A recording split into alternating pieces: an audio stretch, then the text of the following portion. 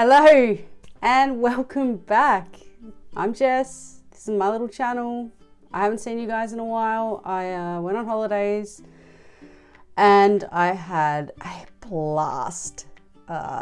You name it, I did it. Any kind of tragic touristy thing, including my obligatory Hollywood mug from Universal Studios. I love that place. For those of you that don't know, I'm a budding film producer and writer. So any chance I get to go and kind of see that stuff, I'm super excited. I thought for the first video back, I'd have some light-hearted fun. I don't know about you, but I am a huge sport fan. And in fact, I think I've gotten more into sports the older I've gotten. And lockdown saw me get addicted to the NRL. For those of you who aren't Australian, that's the National Rugby League. You're either AFL or NRL in this, this tiny little patch of dirt down here. I'm from a state that's well and truly an AFL, Aussie rules state. Having moved to Sydney maybe 6 years ago, whenever it was, I got introduced to NRL, got addicted to it in COVID. So in addition to that, I love Formula One. And in fact, I've loved Formula One since I was a teenager, so like in the 90s. Yep, giving you a hint about how old I am. And absolutely love Jacques Villeneuve. Like, even to this day, cannot describe why other than I just do. And so I've loved Formula One ever since. And in particular, maybe the last few years have gotten right into it again. And I got my wife into it. So we watch all, not from start to finish, the practice sessions, but we watch a few of the practice sessions. We always watch quali and we watch the races. And I found myself in particular looking at their wrists a lot. The drivers, the team principals, the commentators, everything. And I was like, okay, let's do a little segment. I know lots have done ones before me and probably done flashier editing with them, but I wanted to do my own. I wanted to have a look at what watches Formula One drivers wear. So let's do that today.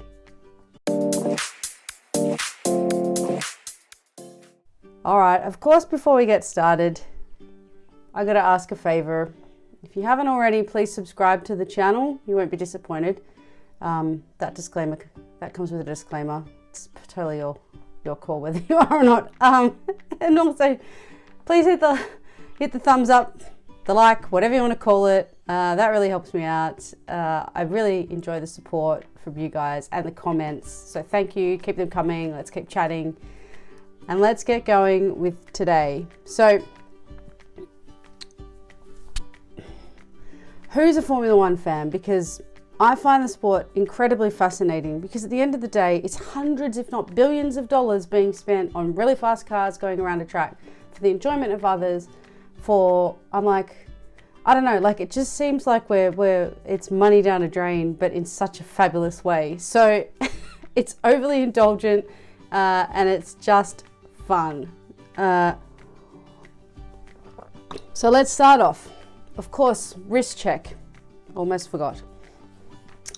I have been wearing my Panerai 422, which is this one, most of the week, interchanged with my other Panerai since I've been back, because I missed them.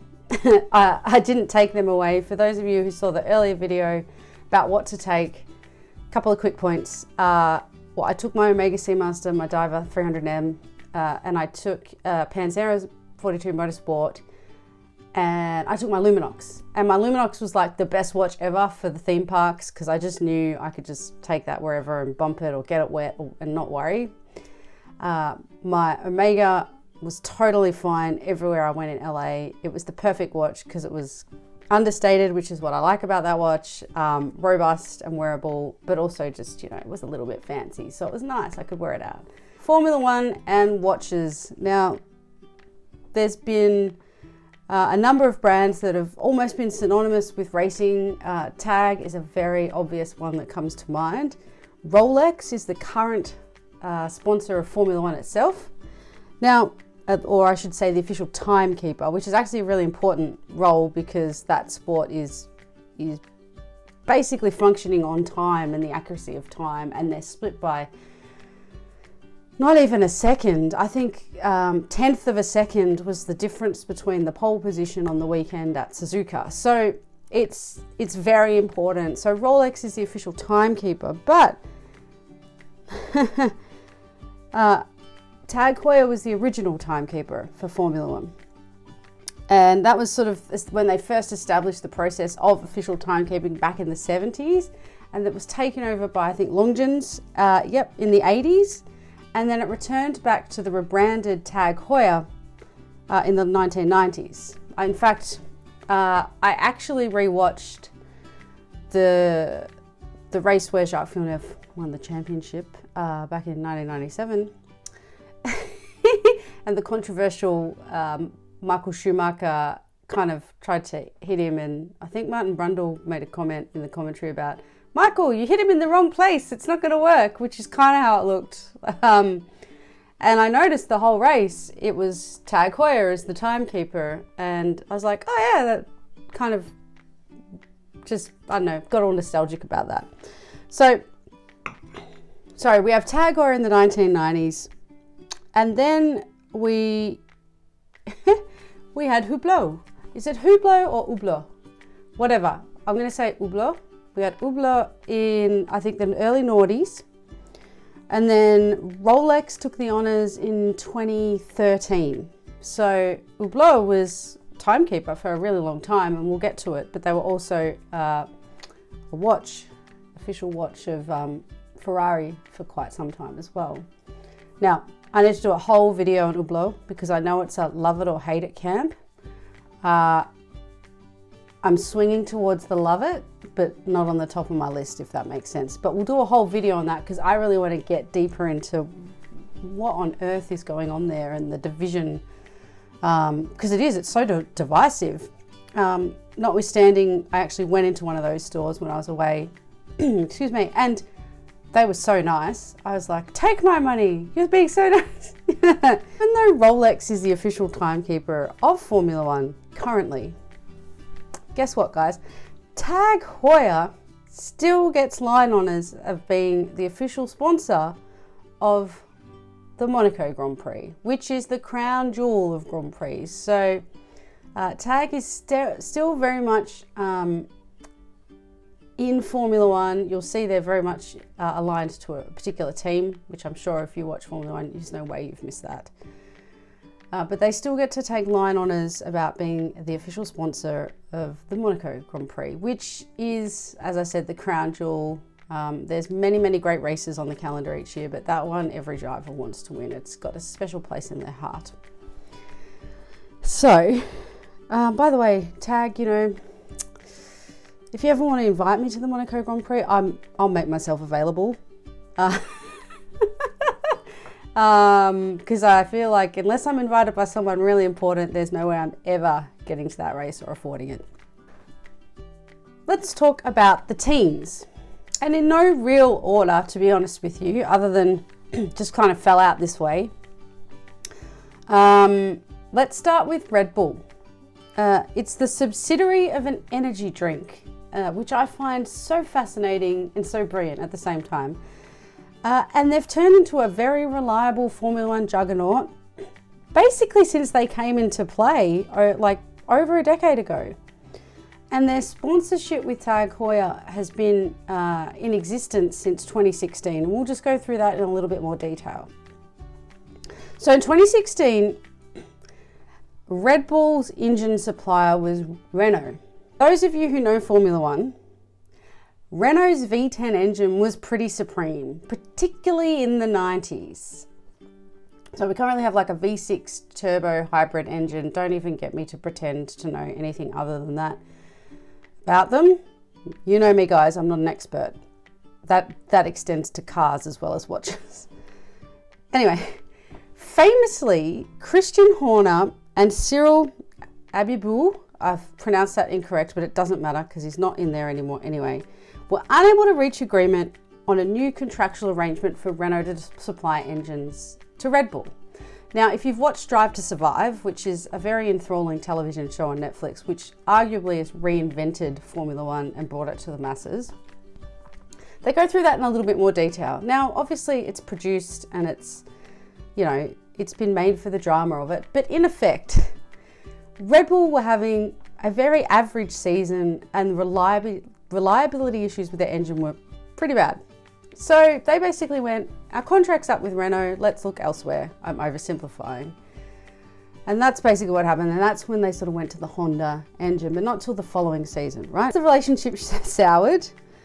Red Bull branded their engines Tag Heuer rather than Renault. Just, I think, as a final FU to Renault. I don't know. Very strange. Now, even though Tag weren't developing that engine, which the Tag Porsche engine powered McLaren for 3 titles from 84 to 86, which I thought was really interesting. I had no idea.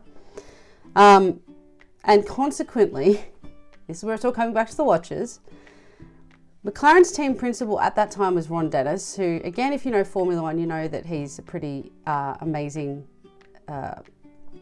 figure in Formula One. Took a stake in Heuer, along with Tag CEO Monsieur Ogier, and they merged the brands to become Tag Heuer. I didn't know that. And so the ownership of that fizzled out, and they were brought under the umbrella of the LVMH banner, but they kept the Tag part of Heuer. So that's kind of where the brand comes from today. So I thought that was a little bit of an interesting tidbit about the history of Tag Heuer. So let's talk about the drivers in the team.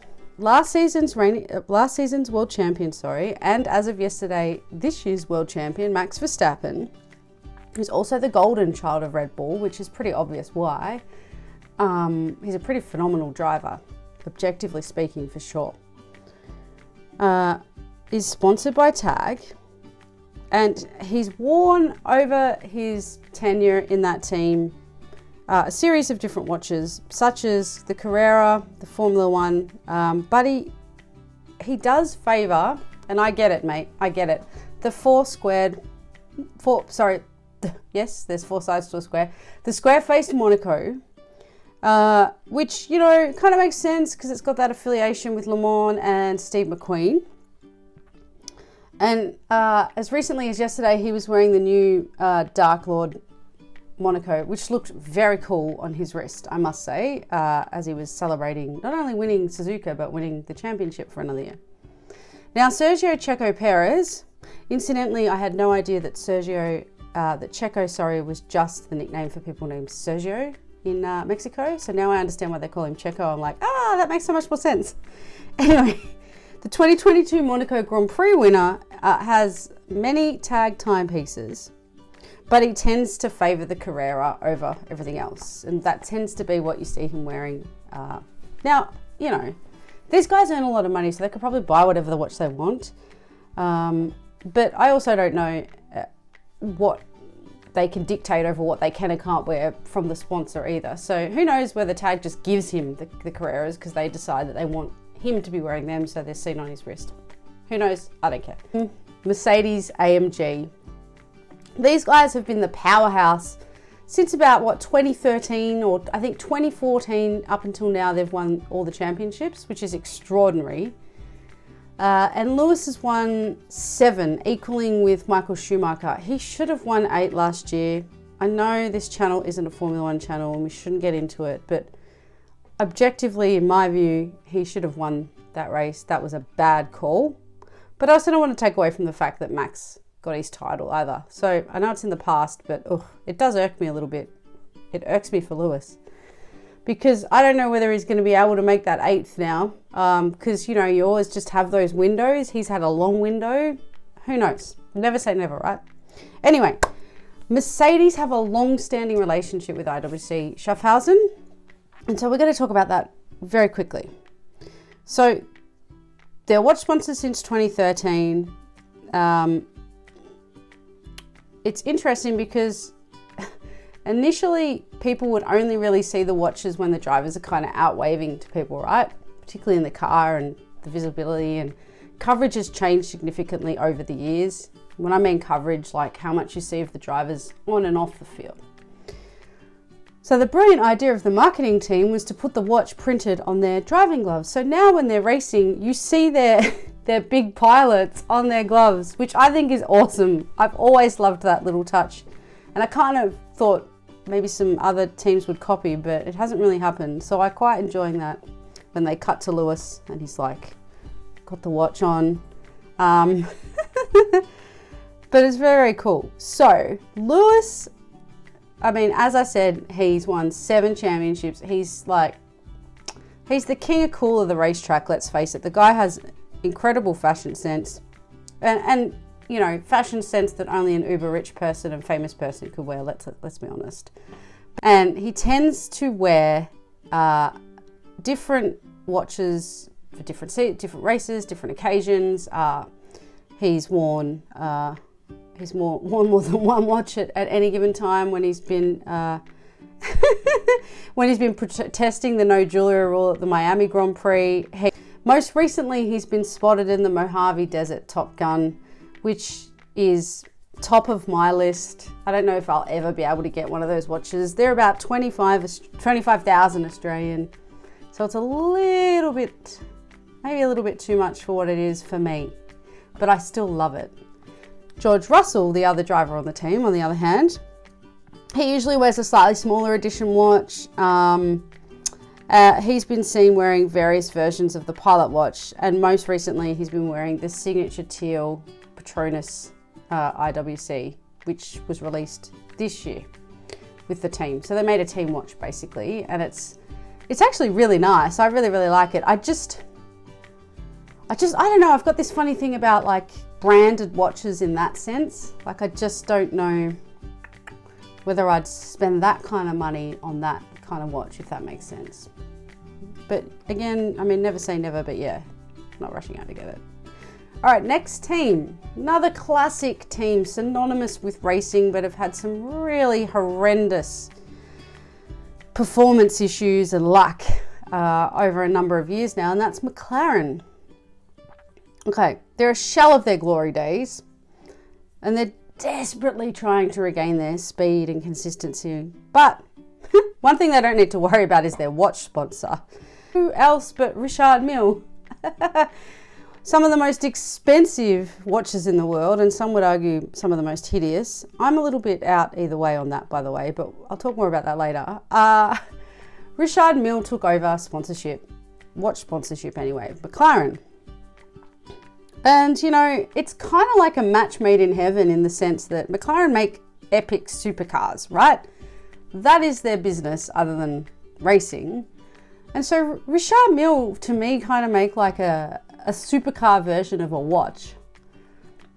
And in that, I mean, like, supercars are kind of outrageous, like ostentatious, gaudy at times. And I love supercars, by the way, but, you know, they're flamboyant. That's the whole point of them. Some people would argue they're a mere extension of something, but I just love them, so I'm not going to argue that. But Richard-Mille, their watches are kind of the same a little bit, right? Like, they're these flamboyant, ostentatious, outrageously expensive, must-have items for the uber rich. So I think it's perfect from that point of view. Okay, the first McLaren timepiece from Richard-Mille was a $1 million tour de force, a split seconds chrono with tourbillon and torque indicators, all wrapped in a 40-gram MPTP carbon case with a colourful elasticated strap. The Richard-Mille 5003 McLaren, perfect precision instrument for the high-end car maker. Sounds pretty amazing. I don't know if I'd buy one. Well, I don't have the money to buy one to start with, but even if I did. Okay, Lando Norris and Daniel Ricciardo's Richard-Mille RM5003 tourbillon split seconds. So that's what those guys are kind of getting around in. Oh, Danny. I wonder if you have to give the watch back when you leave the team. I've always wondered that. I mean, it's a very expensive watch, right? Should have stayed at Red Bull, mate. But again, that's another video. To Ferrari. Oh yeah, the prancing horse. Love them or hate them, I do love them. And in particular, I really love this iteration of the team with the drivers because I just think the drivers are so lovely. I wish their technical strategic department for race day could get their shit together, but that's a separate issue. Okay, the prancing horse, obviously another team synonymous with Formula One. And they've really struggled for form lately, but they haven't struggled with their watch styles. So Okay, Richard Mille, these guys are on fire. They sponsor 2 teams. So the other team is Ferrari, which also again makes sense for the same reasons I talked about before. What does Ferrari do, guys? They manufacture uber expensive high-end supercars. In fact, one of the creme de la creme of that echelon.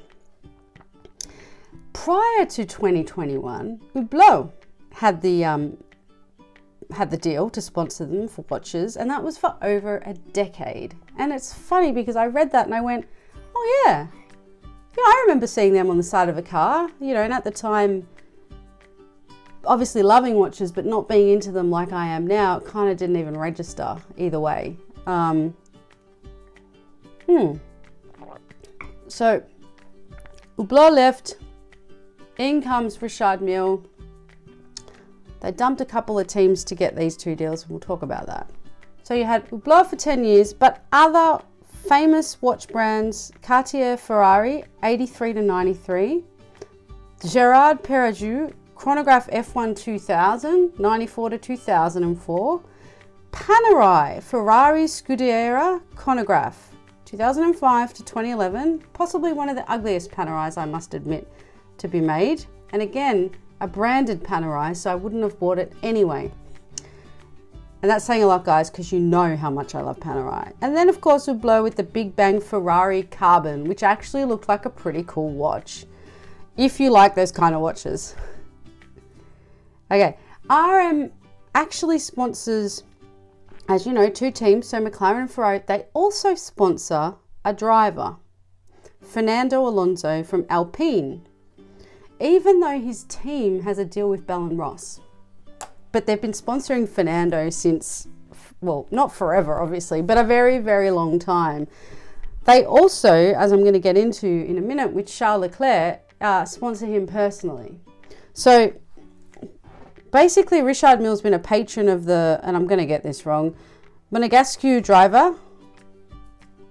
Is that just a way of saying Monaco driver? I don't know.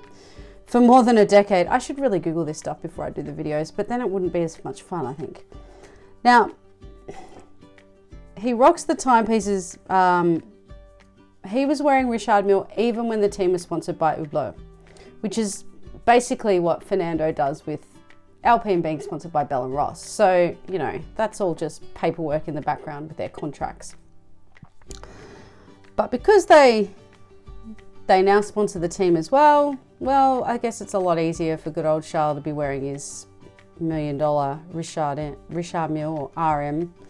What is it? Is it Richard Mille or is it RM or doesn't matter. But anyway, he wears an RM 6702. It's a Monaco themed spin on the brand's most popular sports watch. And of course, because we live in an era of morons, it's been stolen. So the timepiece has gotten unwanted attention. His $500,000 watch was stolen off his wrist while in Italy in May this year. So Science also wore a Richard Mille when he was at McLaren. So he didn't have to swap watches. But he's got an RM 6702 as well, created for him when he signed the sponsorship deal with McLaren in 2018. So he's Aston Martin Formula One, formerly Racing Point.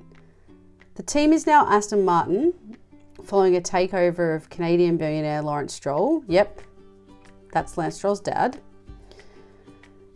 He rescued Force India from administration in 2018. Now, Force India there's a theme here, and quite frankly, it makes sense because only a billion-dollar corporation or a billionaire could own or run a team.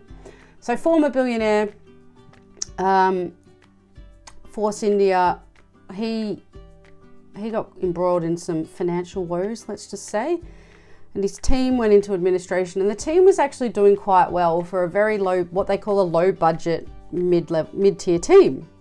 So Lance stepped in, formerly having invested in Williams, and just basically with a conglomerate of people bought his own team.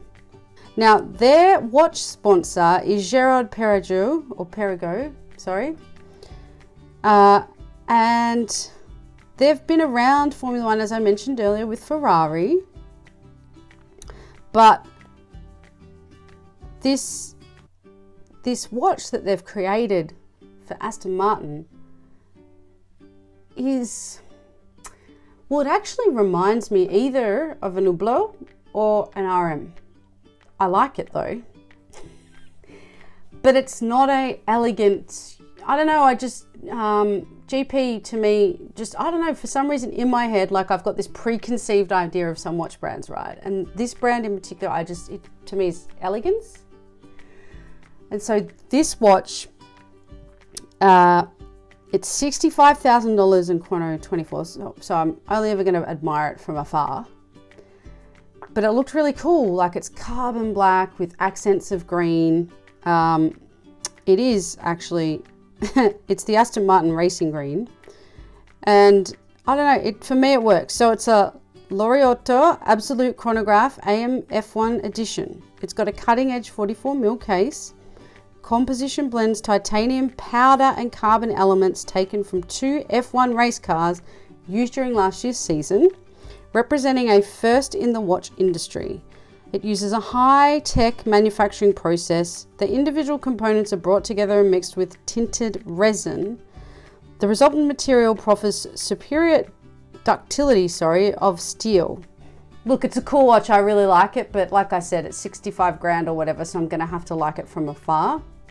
I just wonder with Aston Martin too, I mean, it's James Bond's car. What a shame they couldn't do an Omega or a Rolex sponsorship. GP's going to be like, are you serious that you just said that? But I am, like, just to be cheeky. So the drivers in the team, Sebastian Vettel. Seb's really funny because he kind of keeps it real. I've seen him wearing a Garmin Forerunner smartwatch, and previous to that, apparently he wore an Hublot Big Bang smartwatch. For publicity shots, though, he is wearing the Aston Martin GP. Renault, here's an interesting one for you, because I was a little bit confused for a while. I'm like, what happened to Renault? But it's Alpine. So Alpine is a car brand of Renault. I had to look that up. For those of you in Europe, you probably know that, but here, I mean, there's hardly any Renaults on the road here, other than some trucks. Kind of exiting stage left, but not really. In 2020, Alpine kind of rose in its place as a rebrand, right? And so they're still on the grid. They're trying to elevate other brands within their series. I think it's kind of worked for them a little bit in the sense that Alpine's perform much better than Renault as a team. And I kind of like it. Anyway, they're sponsored, as I said, by fellow French watchmaker Bell & Ross. Now, they've been there since 2016, and they have F1 inspired timepieces to boot. I don't know about you guys with Bell & Ross. I actually really like them, but I like a square watch. I know some people do not. I would like to do a video on them a bit more because they do, in my view, appear to be highly underrated. Maybe I've said the wrong thing, like with whatever. I said something about Mont Blanc in a video while I was away, and a few comments, and because I'm very honest with you guys, I was unsure whether they were like having a crack at me because they're the worst watches in the world or they're the best watches in the world. I was a little unclear. Please clarify. Okay, so as you know, Alonso has the deal with RM, so he wears that watch, which does look really cool, by the way. But they look like toy watches because it's like this bright blue watch. And anyway, so Esteban Ocon is their other driver, who's a lovely, lovely French guy. He wears the Bell & Ross, and he wears it really well. I'll pop some photos up for you. Scuderia AlphaTauri. It's the little sister of Red Bull. And they have a watch deal with Casio Edifice. I know. Of all the watch brands, I know Casio are a great watch, do not get me wrong. But when everyone else is prancing around in an RM or a Bell & Ross or a Tag Heuer, these guys get the Casio. Anyway, it's a quartz movement watch with 46 millimeters with a complicated dial. Also, Pierre Gasly, one of their drivers, soon to be an Alpine driver, on many occasions has been seen without his Casio in favor of his Hublot Big Bang Unico King Gold. Why not? Alfa Romeo. Okay, so RM ditched these guys in 2020 in favor of Ferrari. I mean, I get it.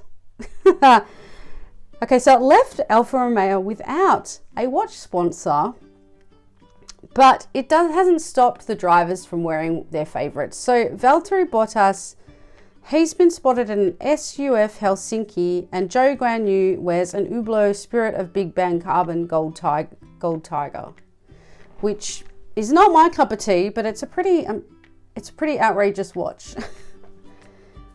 So Haas was the other one that got ditched by Richard-Mille. And so now they have a deal with the Swiss-based manufacturer Cyrus since 2020. I looked these guys up. So the Klepsy is the watch that they wear. And it's a signature model by master watchmaker Jean-Francois Maujon. And it looks really cool, and they're very limited edition, which makes them kind of exclusive for a boutique watch. And I mean, I'd have to look at the brand, but on face value of what I've seen, I thought they looked really cool. I mean, yeah, sure, it's not a Richard-Mille.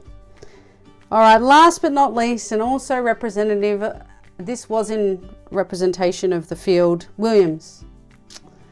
Oh, how the mighty have fallen. It's actually quite sad. I mean, I told you at the start of this video my love for Jacques Villeneuve. Well, he won that championship in a Williams Renault. And that was kind of the last year of their greatness, which is really, really sad.